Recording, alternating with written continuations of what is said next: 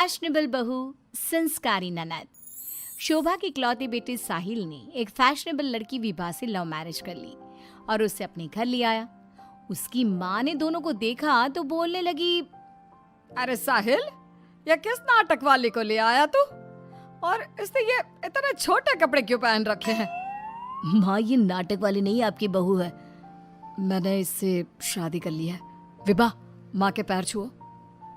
Come on साहिल, मैं किसी के पैर नहीं छू सकती। विभा, ये हमारा कल्चर है, घर के बड़ों के पैर छूते हैं। ओके साहिल। विभा जैसे ही शोभा के पैर छूने के लिए झुकी तो शोभा ने उसे डांटते हुए कहा, चल हट यहाँ से, दूर हो जा मेरी नजरों से। न जाने कहाँ से इसे उठा लाया है। तेरे लिए लड़कियों की कमी थी क्या, जो ऐसी लड़की को ले आया? हमारे घर के संस्कारों के बारे में तो सोच लेता, लोग क्या कहेंगे? माँ, आप भी कैसे पुराने जमाने की बात कर रही हो? आप कपड़ों और भाषा से किसी के संस्कारों को जज नहीं कर सकती।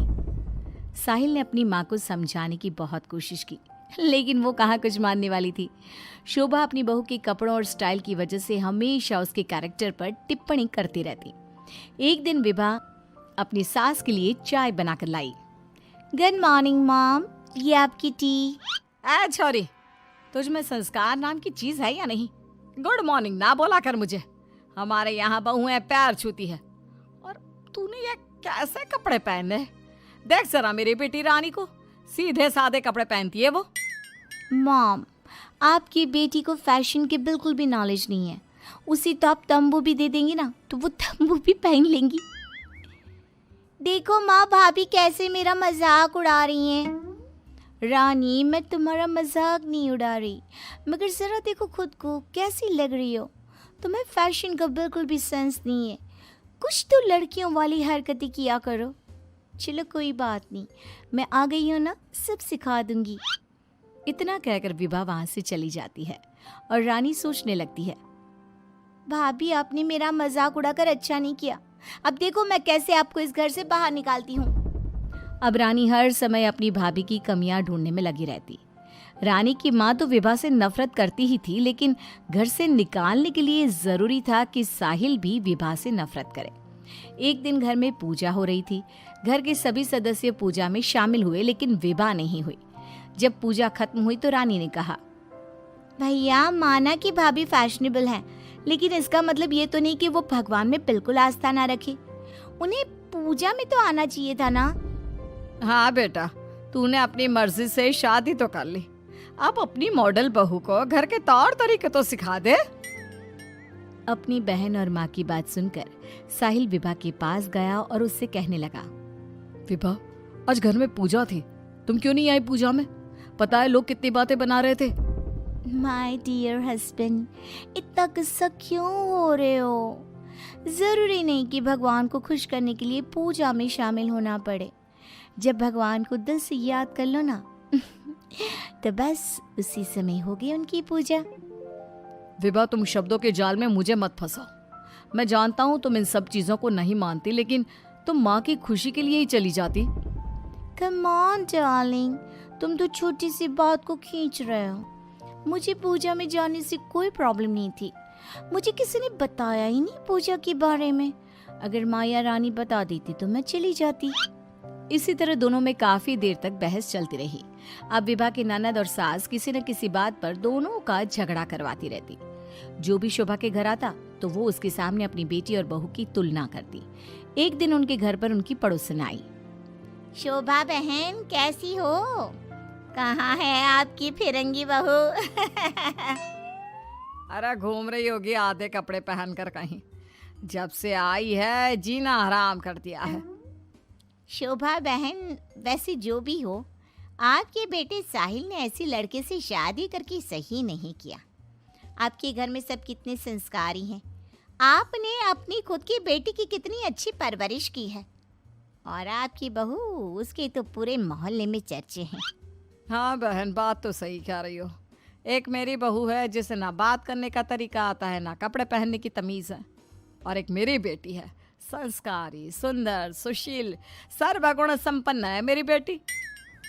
आप तो जल्द से जल्द बस अपनी बेटी की शादी करने के बारे में सोचो। कहीं ऐसा ना हो कि आपकी बहू के चक्कर में आपकी बेटी से कोई शादी ही ना करे। पड़ोसन की बात शोभा के दिमाग में बैठ जाती है और वो रानी के लिए रिश्ता ढूंढना शुरू कर देती है। एक दिन शोभा की तबीयत अचानक खराब हो जाती है। माँ, क्या हो गया है आपको? आप दिन भर अपने कमरे में लेटी क्यों रहती हो? अरे पता नहीं बेटी क्या हो गया है, कई दिन हो गए बुखार आ रहा है। मॉम, आपको डॉक्टर के पास जाना चाहिए, ऐसे तो आपकी हेल्थ खराब होती जाएगी। ओ अंग्रेजन, अपनी अंग्रेजी अपने पास रख। माँ किसी डॉक्टर के पास नहीं जाएगी। मैं अभी माँ को काढ़ा बना कर देती हूँ, माँ बिल्कुल ठीक हो जाएंगी। लेकिन रानी, डॉक्टर ब्लड टेस्ट करके बता देगा कि मॉम का फीवर क्यों नहीं उतर रहा। इसी तरह कई दिन हो गए। शोभा का बुखार उतरने का नाम नहीं ले रहा था और रानी उन्हें डॉक्टर के पास जाने नहीं दे रही थी। एक दिन विभा रानी को बिना बताए शोभा को डॉक्टर के पास ले गई। शोभा को 4-5 दिन हॉस्पिटल में रहना पड़ा। इसी बीच विभा ने अपनी सास की बहुत देखभाल की, लेकिन रानी एक बार भी अपनी माँ से मिलने नहीं आई। बहू, मेरी इतनी ज़्यादा तबीयत खराब थी, लेकिन रानी मुझसे एक बार भी मिलने नहीं आई। डोंट वरी मॉम, घर में कोई नहीं है ना, तो वो घर में ही रहती है। अब डॉक्टर ने बोला है कि आप घर आ सकती हैं, तो आप ज़्यादा सोचिए मत। अब शोभा को पहली बार अपनी बेटी और बहू के संस्कारों के बीच का अंतर पता चला।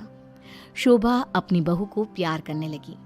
एक दिन शोभा ने विभा से कहा, बहू, आज शाम को लड़के वाले रानी को देखने आ रहे हैं। रानी और तुम बाजार चली जाओ, खाने का कुछ सामान और रानी के लिए अच्छी सी साड़ी लेकर आना। माँ, मैं भाभी के साथ नहीं जाऊंगी। वो साड़ी दिलाने की जगह कोई स्कर्ट या जींस दिलाकर ले आएंगी। बहू, तू इसे साड़ी ही दिलाकर लाना, ठीक है? Okay mom. रानी और विभा मार्केट के लिए निकल जाती हैं, लेकिन रास्ते में बहुत ट्रैफिक था। पूछने पर पता चला कि एक कार का एक्सीडेंट हो गया है। विभा और रानी ने कार के पास जाकर देखा तो एक लड़का बहुत बुरी तरह से जख्मी पड़ा था। कोई उसकी मदद नहीं कर रहा था। लोग खड़े होकर बस तमाशा देख रहे थे। विभा ने उस लड़की की मदद करना चाहा तो रानी ने उसे रोकते हुए कहा, भाभी, ये क्या कर रही हो? जब कोई इसकी मदद नहीं कर रहा तो हम क्यों करें? रानी, ये क्या बोल रही हो तुम? अगर हमने इसकी हेल्प नहीं करी तो ये मर सकता है। लेकिन भाभी, पुलिस का झंझट कौन संभालेगा? पुलिस उल्टा हमसे ही सवाल जवाब करेगी। वो सब बाद में देखेंगे, पहले इसे हॉस्पिटल पहुंचाते हैं। विभा और रानी उस लड़के की जान बचा लेती हैं और उन्हें घर आने में देर हो जाती है।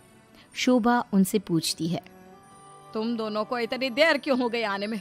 देखो शाम होने वाली है, लड़के वाले किसी भी समय आते होंगे। माँ, आपकी लाडली बहू की वजह से देर हो गई। मुझे आज पता चला भाभी को समाज सेवा का शौक भी है। रानी ने पूरी बात अपनी माँ को बता दी। शोभा ने बहू को डांटने की जगह उसकी तारीफ की। वो तीनों बात कर ही रहे थे, तभी साहिल वहां आकर कहता है, माँ, जो लड़का रानी को देखने आने वाला था उसका एक्सीडेंट हो गया है। क्या? ये तो बहुत बुरा हुआ। ठीक तो है ना वो? हमें जल्दी उसे देखने जाना चाहिए। माँ, वो ठीक है, उसके घर वाले बता रहे थे कि 2 लड़कियों ने उसे हॉस्पिटल पहुंचाया है। अगर वो उसे वक्त पर हॉस्पिटल ना लेकर जाते तो उसका बचना मुश्किल था। 2 लड़कियों ने? डार्लिंग, हमने भी आज एक लड़की का हॉस्पिटल पहुंचाया था। कहीं ये लड़का वही तो नहीं जो रानी से मिलने आ रहा था? सभी हॉस्पिटल पहुंचे तो ये लड़का वही निकला जिसकी जान विभा और रानी ने बचाई थी। सब ने दोनों की बहुत तारीफ की। रानी ने अपनी भाभी से माफी मांगते हुए कहा, भाभी, मुझे माफ कर दो। मैंने हमेशा आपको गलत समझा। अगर आप ना होती तो मैं कभी भी किसी अनजान आदमी की मदद ना करती। डोंट क्राई डियर, हमें अच्छे काम करते रहने चाहिए। साहिल दोनों की बात सुनकर कहता है, देखा रानी, मैं कहता था ना, संस्कार चरित्र में दिखाई देते हैं, कपड़ों और भाषा में नहीं। इसीलिए कभी किसी के कपड़े देखकर उसका कैरेक्टर सर्टिफिकेट नहीं बनाना चाहिए।